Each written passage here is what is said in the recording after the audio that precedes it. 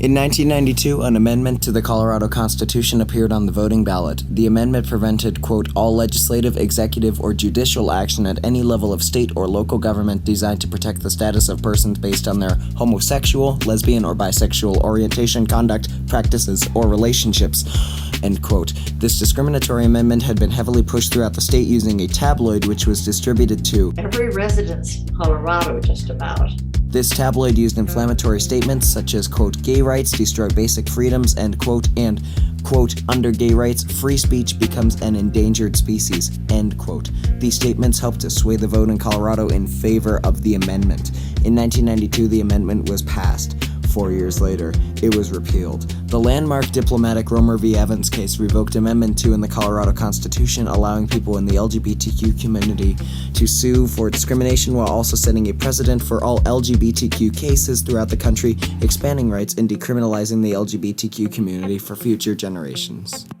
And I'll use those terms LGBTQ and gay interchangeably. We use throughout the court proceedings just the word gay to encompass what was then thought of as gay and lesbian rights. Obviously, there's a broader way of referring to it now. I was honored to interview Jean Dubofsky, an accomplished lawyer, the first woman on the Colorado Supreme Court, and the lead attorney of the case, whose goal was to bring down Amendment 2. I was asked by some of the people who were opposing the amendment, and the amendment came about by a petition to get it on the ballot. You have to get signatures all over the state. It was not proposed by the legislature. And when these people who were working for gay rights saw that it was likely to, well, they didn't even think it was going to pass, but they wanted to be prepared in case it did. And they wanted to get to court right away to challenge it. And some of them were people that I had either known or worked with for a long time. And they asked if I would be willing to take on litigating this case. Well, I didn't think Amendment 2 was going to pass either. Most people didn't. The polling was showing that it wasn't going to pass. So I didn't think very much about what I was taking on. And lo and behold, it passed.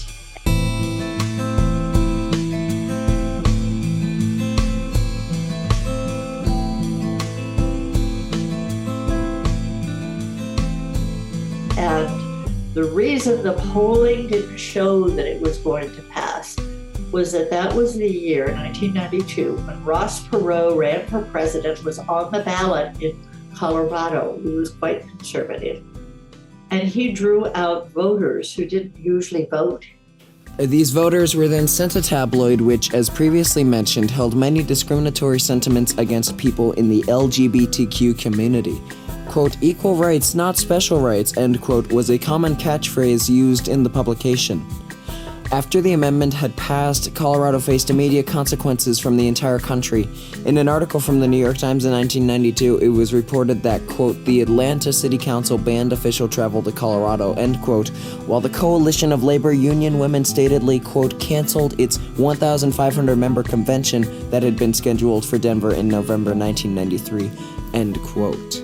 In an article from the Chicago Tribune, it was revealed that, quote, the day after the vote, the Gay and Lesbian-Oriented American Association of Physicians for Human Rights canceled plans for a 1,000-member Denver convention, end quote. Furthermore, in an article from the Christian Science Monitor, it was subsequently shown that these cancellations ended up costing, quote, Denver more than $6 million, end quote. Also, quote, the National Council for Social Studies also canceled plans to hold its 1994 meeting in Denver, a loss of $4 million to the city, end quote. It was reported from the Sun Sentinel that the actor Barbara Streisand, quote, urged entertainers to boycott Colorado, end quote. According to Pat Stedman, one of the organizers for a petition that opposed Amendment 2, Colorado was reportedly called a, quote, hate state, end quote. An article from the Los Angeles Times showed concerns from people in the LGBTQ community. Quote, if Amendment 2 is upheld, I fear for my safety being a lesbian officer, said Angela Romero, 43, a 16-year veteran of the force. I think there are some officers who would jeopardize my life, end quote. Overall, it was shown in a report by the New York Times from 1995 that the state lost, quote, $38 million, end quote.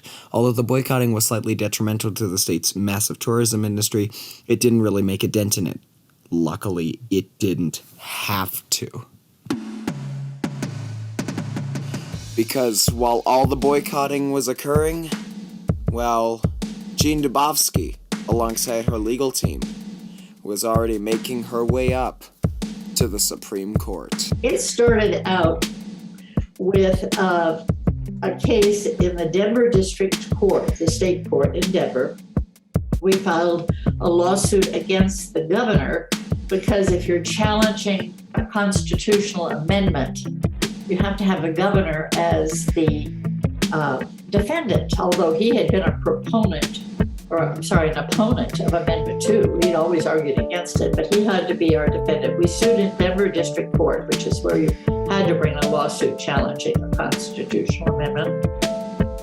Had what was called a preliminary injunction hearing that lasted a week. And the court, Denver District Court, ruled that the amendment was unconstitutional. And the state immediately appealed that to the Colorado State Supreme Court. And the Supreme Court upheld the trial court ruling. So then we had to go back for the rest of the trial on the case. That was another 3 weeks.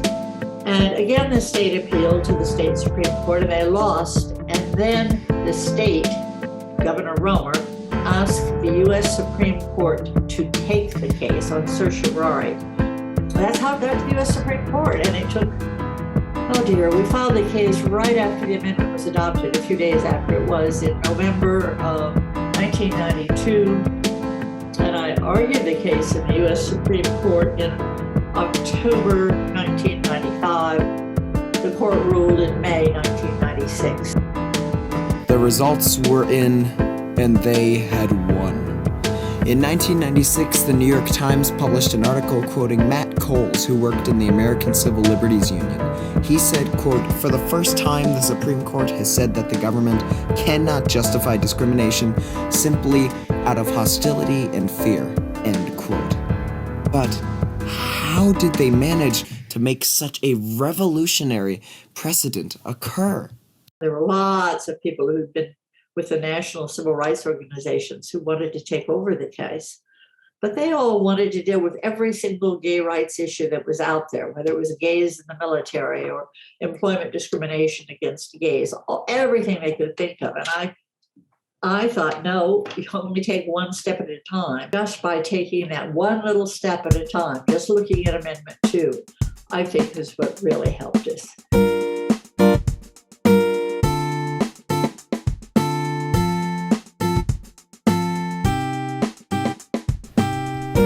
In 2003, in the case Lawrence v. Texas, quote, "The Supreme Court of the United States, in a 6-3 decision, invalidated sodomy law across the United States, making same-sex sexual activity legal in every state in United States territory," end quote. In 2011, the Don't Ask, Don't Tell policy was lifted. Quote, "President Barack Obama welcomed the end of a policy that he said had forced gay and lesbian members to lie about who they are," end quote. Finally, in 2015, quote, "The Supreme Court of the United States held in a 5-4 decision that state bans on same-sex marriage and on recognizing same-sex marriages duly performed in other jurisdictions are unconstitutional under the Due Process and Equal Protection Clauses of the 14th Amendment to the United States Constitution," end quote. Although in recent years there have been many wins for the LGBTQ community, this doesn't apply to all Supreme Court cases. For example, in 2018, the Supreme Court ruled that, quote, "The court explained that while gay persons and same-sex couples are afforded civil rights protections under the laws and the Constitution, religious and philosophical objections to same-sex marriage are protected views and can also be protected forms of expression," end quote. Ironically, this case, which represented a loss in LGBTQ rights, occurred in Colorado, the same state where the Romer v. Evans case originated. To conclude, the diplomatic Romer v. Evans case expanded LGBTQ rights in Colorado, setting a precedent for all LGBTQ cases and allowing the LGBTQ community to slowly gain more protection under United States